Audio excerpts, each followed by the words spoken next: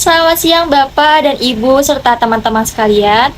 Perkenalkan, saya Putri Andasari dari Fakultas Ilmu Komunikasi dan hari ini saya akan menyampaikan materi mengenai peran etika dalam komunikasi profesional di lingkungan kerja.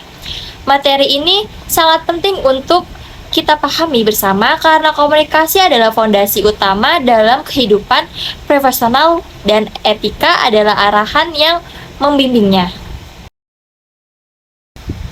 Pengertian etika dan komunikasi profesional.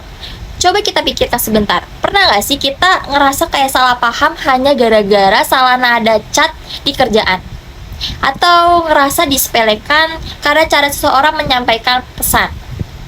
Itu bukan soal teknis, itu soal etika.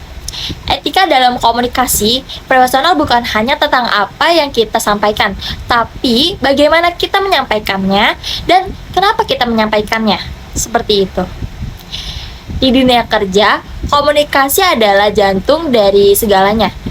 Tapi tanpa etika, komunikasi bisa berubah menjadi sumber konflik, bukan solusi. Etika memberikan arahan seperti kompas agar pesan yang kita kirim gak cuma jelas tapi juga berkelas. Dan komunikasi profesional adalah cara kita menunjukkan bahwa menghargai waktu, pendapat, dan posisi orang lain. Jadi ketika dua hal digabungkan, etika dan komunikasi, kita bukan cuman menciptakan produktivitas, tapi juga rasa hormat di dalam ruang kerja. Prinsip etika dalam komunikasi di tempat kerja. Ada beberapa prinsip utama etika dalam komunikasi di tempat kerja. Yang pertama itu ada kejujuran. Menyampaikan informasi apa adanya tanpa memanipulasi. Yang kedua itu ada tanggung jawab. Kita harus siap mempertanggungjawabkan apa yang kita ucapkan atau tulis. Yang ketiga ada keadilan. Semua pihak memiliki hak yang sama untuk didengar dan dihargai pendapatnya. Keempat ada respect. Menghargai perbedaan latar belakang, pendapat maupun budaya. Dan kelima, kerahasiaan. Ini penting terutama saat menangani data atau informasi penting perusahaan. Dampak positif etika dalam komunikasi profesional. Ketika prinsip-prinsip tersebut dijalankan dengan sangat baik, dampaknya akan sangat positif. Komunikasi yang etis meningkatkan kepercayaan di antara rekan kerja, atasan, dan juga bawahan. Suasana kerja pun menjadi lebih terbuka dan kolaboratif. Selain itu, etika juga meminimalisir konflik, mempercepat penyelesaian masalah, dan tentu saja meningkatkan citra organisasi secara keseluruhan.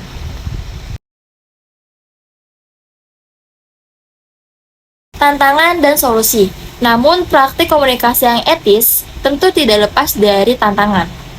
Misalnya, perbedaan nilai budaya antara individu, tekanan kerja yang tinggi, hingga konflik. Kepentingan untuk menghadapinya, organisasi perlu menyelenggarakan pelatihan rutin tentang komunikasi dan etika. Selain itu, penting juga memiliki kode etik internal yang jelas serta pemimpin yang mampu menjadi contoh dalam komunikasi sehari-hari. Rekan-rekan sekalian, kita sudah melihat bagaimana etika bukan sekedar teori moral, tapi fondasi nyata dalam setiap komunikasi di tempat kerja. Dari 5 pilar utama praktik sehari-hari hingga dampak terhadap budaya kerja, semuanya menunjukkan satu hal, bahwa komunikasi yang baik bukan hanya soal apa yang kita sampaikan, tapi bagaimana kita dengan niat seperti apa kita menyampaikannya. Dan di akhir presentasi ini saya ingin mengajak kita semua untuk kembali pada satu pertanyaan relatif. Apakah setiap kata yang saya sampaikan hari ini membawa kebaikan, kejelasan, dan rasa hormat bagi orang lain? Karena komunikasi bukan sekadar alat menyampaikan pesan. Ia adalah cerminan nilai diri sendiri atau diri kita di ruangan profesional. Terima kasih atas perhatiannya dan keterlibatannya. Semoga apa yang kita bahas hari ini bisa jadi bahan refleksi dan tentunya jadi langkah awal menuju lingkungan kerja